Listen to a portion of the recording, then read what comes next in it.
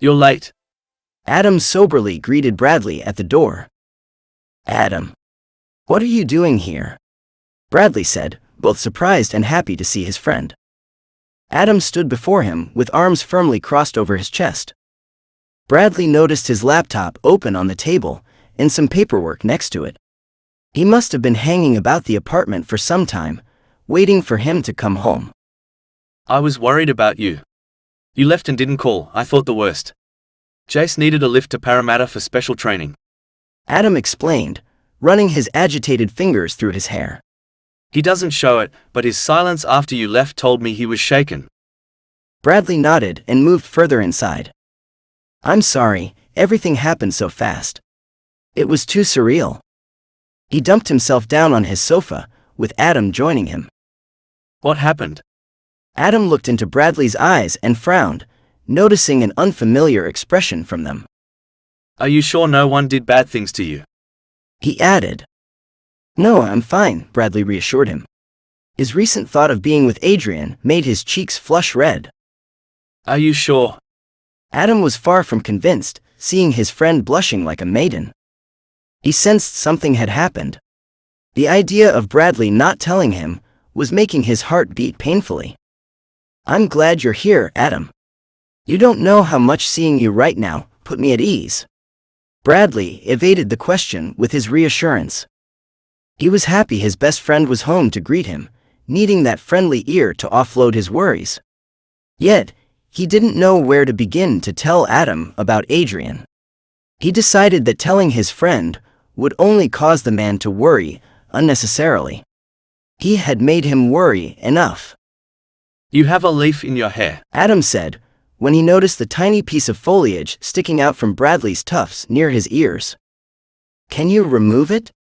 Bradley innocently asked, and didn't think much about Adam's careful fingering of his hair to remove the troublesome bit. I want to know, Bradley, about your day. Adam gently demanded. Bradley recapped his job at T-Strike, omitting the part where the company's CEO had driven him home. He wasn't sure how to explain this fact. Instead, he showed Adam a copy of his signed contract with the company. Adam glared at the legal document, especially in the signature section, where Adrian's name was mentioned next to Bradley's. Regardless, the job was legit, and his friend wasn't facing any charges. That company's CEO's shameless recruiting method bugged him. The man extorted Bradley into his business. No matter what angle he saw the situation, it was dodgy. He felt confident of his decision to leave Mycom IT for T-Strike. Bradley needed his protection. Hey, about T-Strike. Adam was saying, but was interrupted by Jace's abrupt walk-in. Big bro. Jace angrily threw his wet towel at Bradley's head. He had just gotten out of the shower and dressed when he heard Adam talking to someone. Jace. Don't throw towels. Bradley pouted as he pulled off the wet towel. No phone call or message. You couldn't even do that. Jace scolded his brother. I've been packing it all day, thinking the mafia sold you off. The worst had gone through his mind with all terrible thoughts, seeing his brother a slave to an evil boss. Sorry, Jace. I didn't have much opportunity. Bradley timidly apologized. He bowed his head.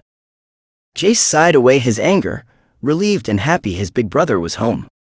At least you're home okay. Have you eaten? He asked to change the topic.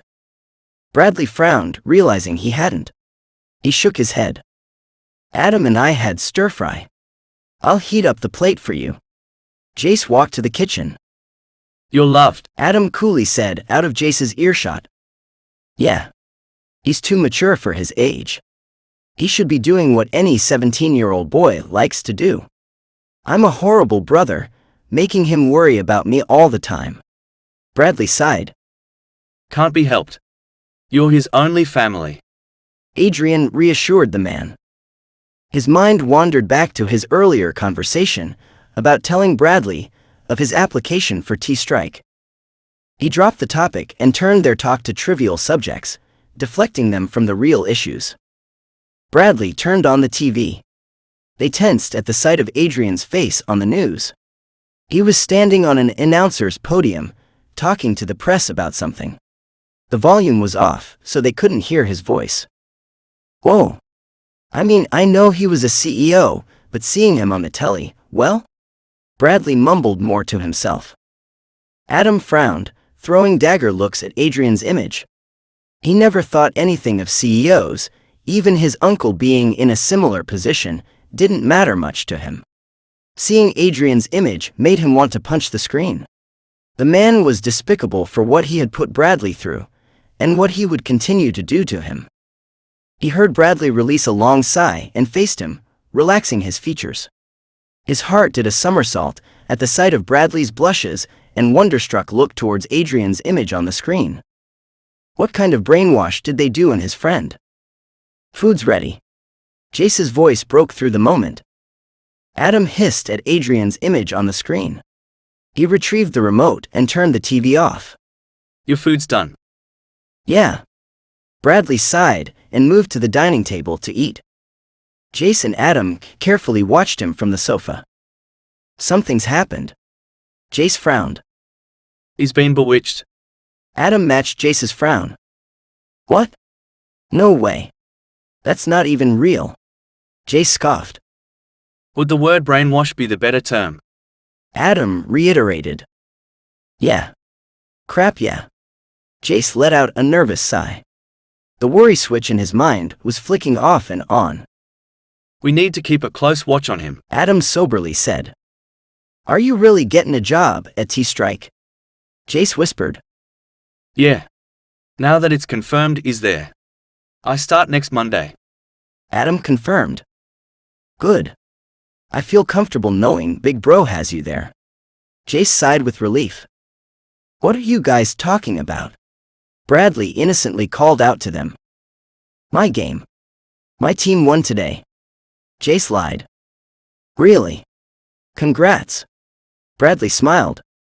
The night passed with small talk to avoid the burning issue. Out the front of their apartment window, Deacon watched Bradley's apartment's lights flick off from his side of his car parked to the curb. He had seen Adam from the window before the man had closed the curtains. His thoughts ran through his plans that ensured hell would rain upon Bradley James. Deacon's mind raced through thoughts as he watched the inactivity of Bradley's window. That git dared to steal his property from him. Adam was his and had been since he first tasted that man's sweet fruits during a brothel visit at the Pink Blossoms bar in King's Cross, which was owned by the Camdona gang, the group he was associated with. The first time they met, Adam was a barely legal fresh face with a sultry body that moaned for more. He wasn't sure if his attraction to Adam was love, but he kept returning to him. When Adam had begged to be released from brothel service after his pretty body had been used as a punching bag by a customer, he paid out Adam's contract fees. It was by his act of kindness that saw Adam gain employment in his family's business to turn over a new leaf. His own dead-end job turned into something safe and sickening. He couldn't complain, the money was easy, and he could continue to enjoy Adam without paying. That brat Bradley entered the business and screwed around with Adam's life. He hated Bradley, seeing a reflection of his 14-year-old self in that man. Bradley was weak. He hated weak people, especially when they were stealing from him under his nose.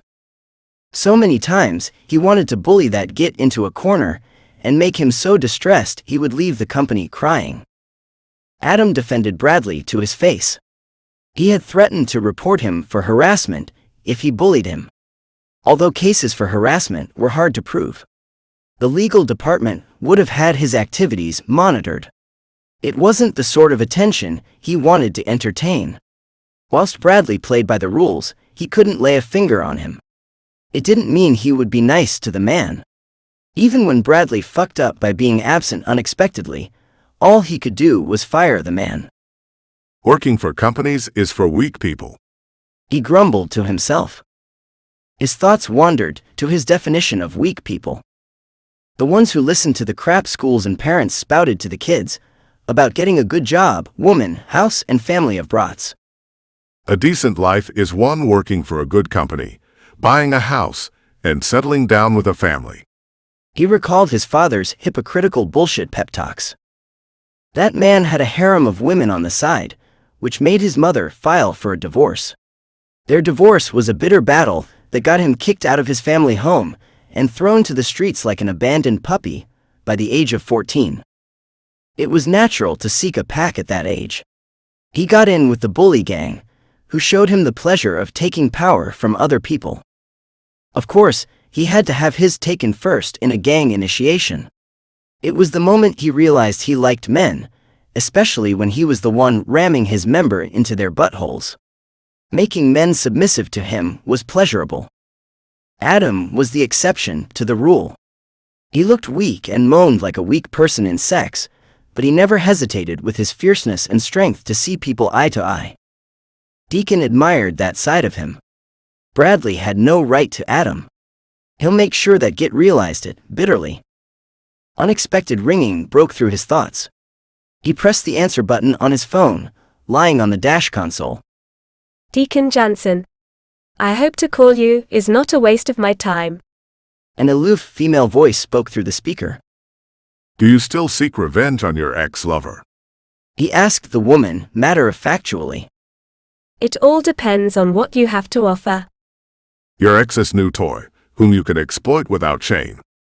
I guarantee some compensation money included. Deacon dangled a pitch to the woman. I'm listening. The voice instantly responded with clearer tones to indicate interest. Deacon smirked as he pitched his deal to Adrian Masters' ex-girlfriend, who had ties to the Camdona gang. Whether Adrian and Bradley were romantically involved, it didn't matter. He knew that selling their relationship this way to Erica Moniker would ensure her commitment to his cause, since Adrian was the first man who bitterly betrayed her. That night held many dreams and schemes around Bradley James's apartment. Angela finally walked through the door of her simplistic one-bedroom apartment at Chatswood, a niche northern suburb that was 12 kilometers from the office. A distance that took her 30 minutes of travel time to her front door. Sydney traffic was unruly, and she was beyond exhausted. That Adrian Masters had her running his whim from early morning to midnight. Being a personal assistant to a whimsical man was a constant challenge. Well, not that she would expect it to be otherwise. If she had to be honest with herself, she didn't mind the responsibilities. It gave her a sense of self-satisfaction when she saw that man being timely to meetings and perform to schedule. Of course, she would blow a fuse when her instructions and schedules were ignored by him, especially when they were business-critical meetings. Since childhood, she had always been an organizer of someone else's affairs. Her youngest brother by 2 years was a hopeless case with his time management. A bit of an airhead with a fleeting attention span when it came to interests that he wasn't passionate about. However, his attention to detail and focus when passionate was an amazing contrast. So much so that people had revered him as a dark horse genius. It was for this reason that she had decided to compensate for his lack by organizing his affairs for him. By the age of 10, she was proficient in scheduling her brother's life from homework to extracurriculum activities, using various forms of threats and motivation to make him meet his deadlines. She then managed his calendar throughout their later school life, color-coding days to separate school events, sports sessions, friend time, and dates with girls. Her parents had shafted the responsibility of managing her brother and house when they saw she was doing a better job at it. She didn't mind. It gave her parents the ability to focus on their careers and be financially successful. Throughout her schooling, she was known by everyone as her brother's sister secretary, especially when he attracted popularity and his schedule got busier. Of course, this led her to roles as class monitor and student council secretary. Her secretarial, personal assistant role continued throughout their university life, where she had ensured her brother's graduation success with high distinctions for his business bachelor. Whereas, she managed to scrape by with credits for her economics degree.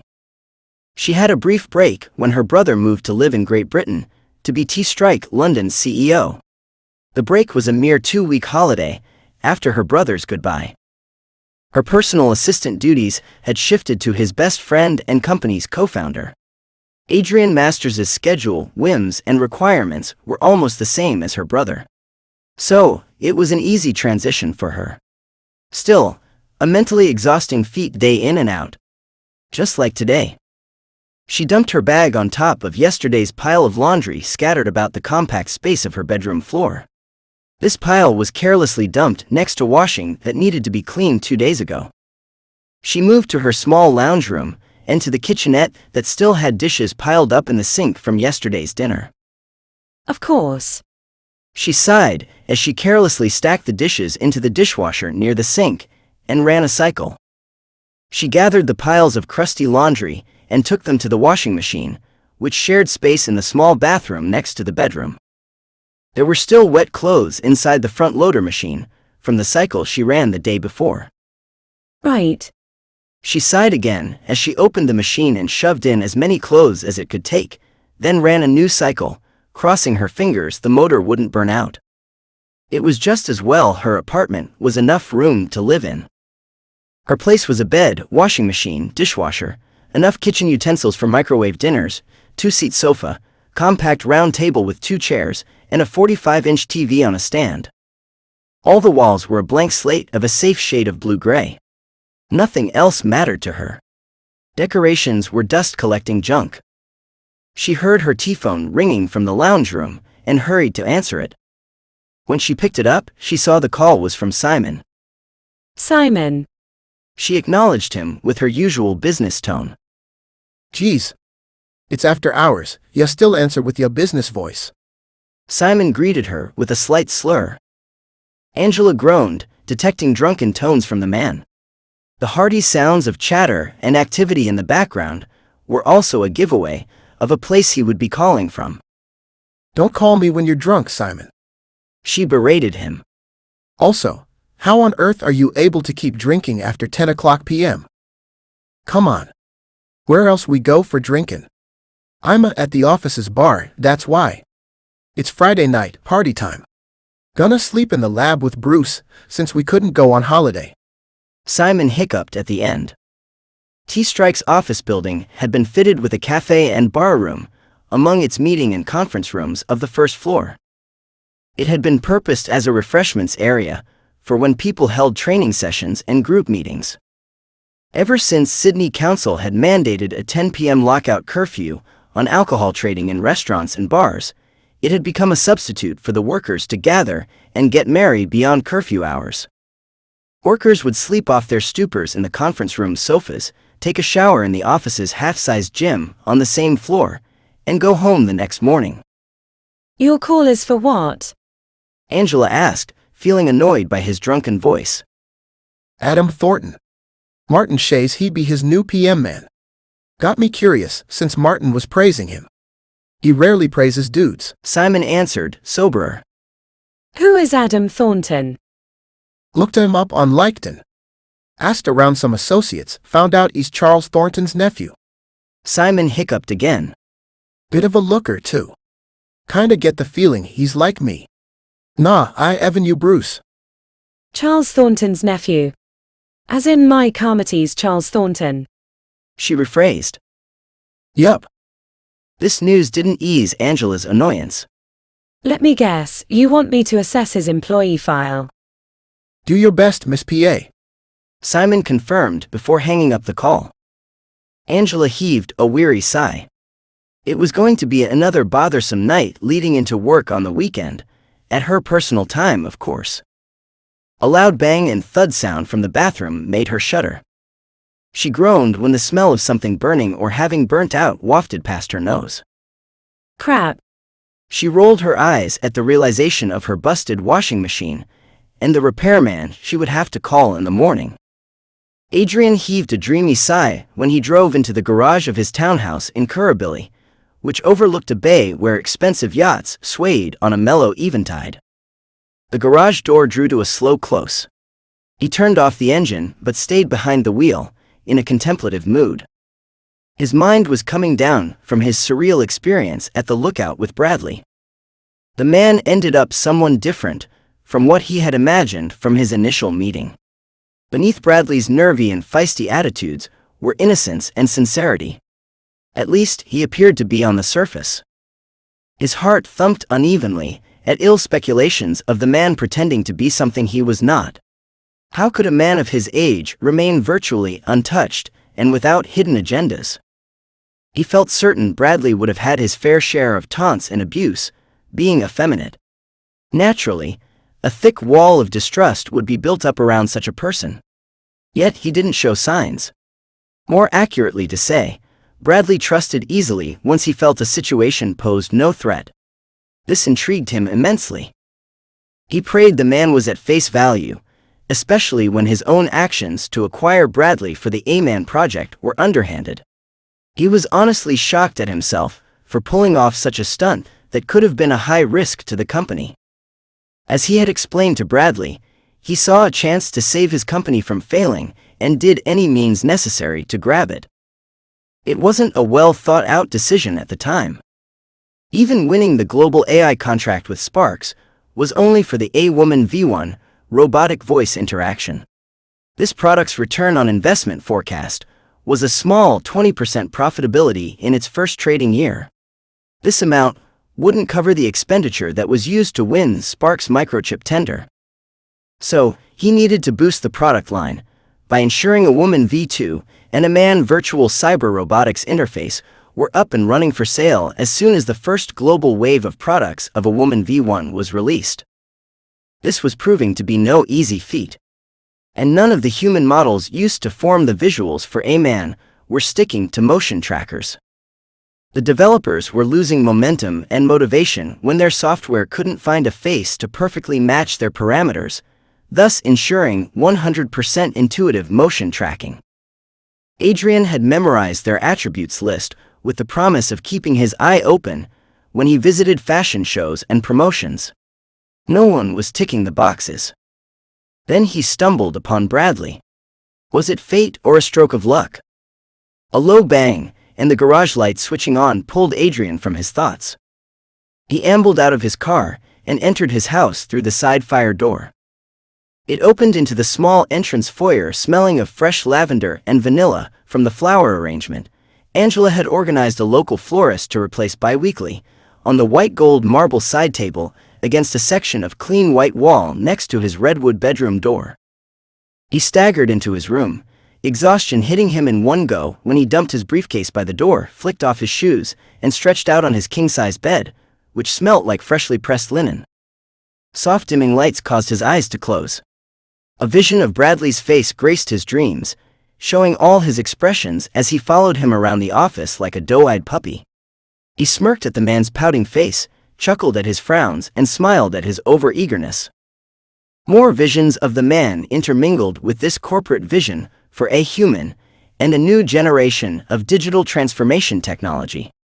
A Diddy ad jingle flashed about his dreams. Why pick up a phone and press numbers that will autocorrect to something you don't want? Think about it. Transmit your thought to your A-Human V2 server with a single touch. Get the right result instantly. A human. Breaking through mental barriers with telepathic technology.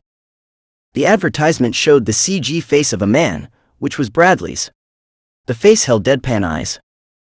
Adrian touched a skin and felt fear paramount when none of his thoughts were being transmitted. He kept pressing the unresponsive man's skin like a button. No telepathic exchange was being made. His project was an expensive failure. His dreams spiraled into a nightmare of losing his company, suffering the torment of being in debt to unscrupulous men, and losing the trust and friendship of his key staff. A blackness wrapped his heart as he felt his life's work spiraling down the drain. No, it's not a failure. He murmured fitfully about his sleep. What's a failure? Bradley's voice broke through his spiraling. His true image reformed in his dreams. A human, a failure. His voice continued to answer in his sleep. It's not. You have Erica working well, don't you? Bradley's image drew close, so they were in a kissing range. Besides, I'm here now. I won't let you fail, Mr. CEO. Fate drew us together. Bradley leaned in to kiss him. Adrian gasped. He woke to a pitch-black night. His heart was racing and chest heaving with shortness of breath. A nightmare. He whispered when his panting calmed. No, a dream. Why was he dreaming about Bradley kissing him? Was it because they had shared a moment at the lookout? There was no doubt that the man was beautiful, and his personality was proving to be favorable. It was the first time he had had such thoughts about a man. Not that there was anything wrong with thinking such thoughts. His two best friends were gay, so he never had problems with other people's same-sex relationships. If he were to have one of his own, Wouldn't matter. I like a person not because he's the same gender as me. I would like them because they were themselves. he whispered aloud to convince himself. He groggily sat up and called out Erica's name, followed by a command to turn on the lights. Sure thing, honey. Bad night? May I suggest your usual brandy nightcap? Her sultry voice eased his mind when the lights came on, but stirred another image into his head. A memory of a real Erica surfaced in his mind. She was in her early 20s, sparkly blue eyes, cute dimple cheeks, charming smile, and flowing brown hair that felt as sleek as silk. Her body was slim and beautiful enough to attract a model contract with Revlon. They could be a couple, despite her increasing modeling work. She had promised her love and life to him throughout their young adult days, dreaming the same big dreams to change the world. He believed in her, even when she broke his heart to further her career. It had been 7 years since they last had contact. He was too busy to call her. No, that wasn't true. He did have time but chose not to call. Afraid of hearing her truth of him. Erica. Was I always second in your mind? He asked aloud. Adrian. This question has not been registered in my databanks. For a list of known phrases, please say help. Artificial Erica answered him. Never mind. Adrian sighed as he got up to take a cold shower. Bradley woke up sneezing. His sleep had been aggravated by crazy dreams of his first day at T-Strike, and old boss. His heart raced weirdly thinking of Adrian. Something about him made his heart beat fast, and a light feeling, he could only describe as butterflies, swirling about his stomach. It was the first time someone had made him feel this way. He was pretty sure this feeling wasn't spurred on by fear. Yet, he couldn't pinpoint a reason for it. Coming down with a cold? Adam murmured next to him when he noticed Bradley's flushed cheeks. He shuffled out of bed to get him a wad of tissues from the box on the side table. Thanks. Bradley blew out his backed-up gunk. He felt better. A cold. Maybe that was the reason for those strange feelings. Adam knelt by the side of the bed and gently stroked Bradley's forehead, checking to make sure his temperature wasn't high. Thanks for being here for me. I'm sorry my bed's small. Must be a pain to sleep cramped next to me when you have to spend the night. Bradley smiled. I don't mind. It's a normal thing for best friends to share a bed with each other. Adam explained. But you must be sore from hanging off the edge. I could get a sofa bed that you could sleep on. Bradley continued to reassure his friend that he didn't need to suffer the same bed as him. No. Adam curtly answered and readjusted the tone of his voice. I told you, I don't mind. I sleep just fine. Okay, if you're cool with it. Bradley sighed. He pushed himself up to allow Adam to sit next to him. They were about to start another round of conversation when a rap ringtone interrupted them. Is from Bad Boss. Bradley's hands and voice trembled when he saw his ex-boss's unread message from his phone, when he had grabbed it off the charger cable on his side table. Adam frowned when he read the text message with Bradley. You better come in on Monday, angry emoji. I haven't finished firing you, angry devil emoji plus swear word symbols plus must die emoji if not come. They finished reading the message, which filled the atmosphere with thick tension. Forward me this text. Adam soberly ordered Bradley. Bradley obeyed, gulping at the stern expression on his face and his eyes glaring at the message. I'm sure he just wants me to sign off on, forms. Bradley nervously reassured himself. He felt shaken by the angry text from his old boss. You will properly exit that company on Monday. Adam declared. Bradley looked perplexed, not understanding the meaning behind his words. Nevertheless, he was keen to drop the matter and talk about nicer things. This moved them into the kitchenette, where Jace was already awake and pottering about it to make his breakfast. You're both awake. I'm making pancakes, want some? He asked the men through a hearty yawn. The men nodded. Adam switched on the television. Both men relaxed on the lounge to empty their heads on a morning-time talk show. Bradley sat up when he saw Adrian being interviewed by the show's hosts. He was in the show's studio, sitting on a sofa to face the hosts that were interviewing him about his company's new product. Adam frowned when Bradley turned up the volume to hear Adrian's voice. The hosts and Adrian were having a light-hearted conversation, which was an informative sales pitch for the A-Woman V1 product. It talked up the product with some cutscenes of success rates and popularity statistics. He looks great, Bradley blurted dreamily. Adam's hands and shoulders tensed, annoyed by his friend's comment and Adrian's smug face covering the TV screen. As the interview was about to wrap up, one of the hosts threw out a sneaky question about Adrian's former lover and how much influence she had on the project. Adrian smiled coolly and replied that he was still amicable with the person in question and was grateful for her support during the product's conception. The segment ended there with an advertisement for the product that had been talked about. Adam grabbed the remote from Bradley's hand and switched off the TV. Was that your new boss on TV? Jace asked when he laid out plates of pancakes on the dining table for everyone. Yeah. Bradley sighed as he took a seat before a plate and began to tuck in. Bit of a handsome bloke, ain't he? Jace said, casting Adam a cocky side glance.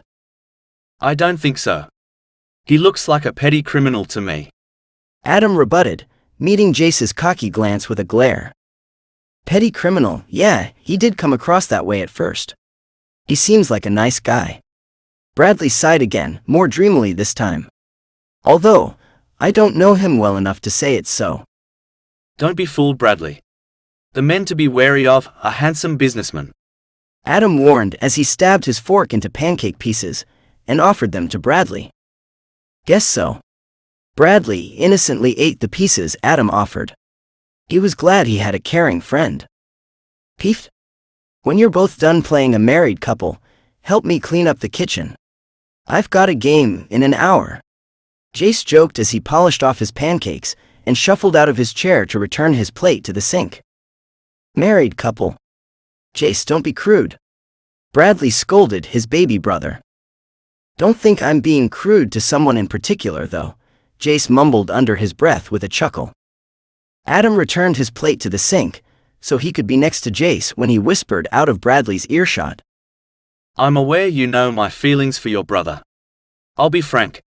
Yes, I love him. Yes, I'll keep being his friend regardless. No, I won't stop trying to be something more. I won't let anyone take him away from me. Jace stared Adam in the eye, determining the truth of the man's devotion to his brother. You really love my brother, huh? With everything I am. I'll fight for him if I have to, Adam answered with fierce determination. Jace smiled. Gonna be honest. Didn't like you at first. Thought you were just another one playing with Big Bro. I like that feisty determination of yours. My brother needs that. I know you got his back. As I said before, do your best. I'll support you. He slapped Adam's back as he handed him the tea towel. He walked back to his room. Adam let out a sigh of relief and grinned stupidly. Hearing Jace's approval of him made him feel happy. Everything all right? Bradley innocently asked when he placed his plate in the sink and began rinsing the dishes and stacking them in the dishwasher.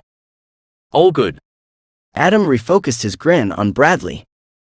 The mood lifted to fun and a pleasant morning.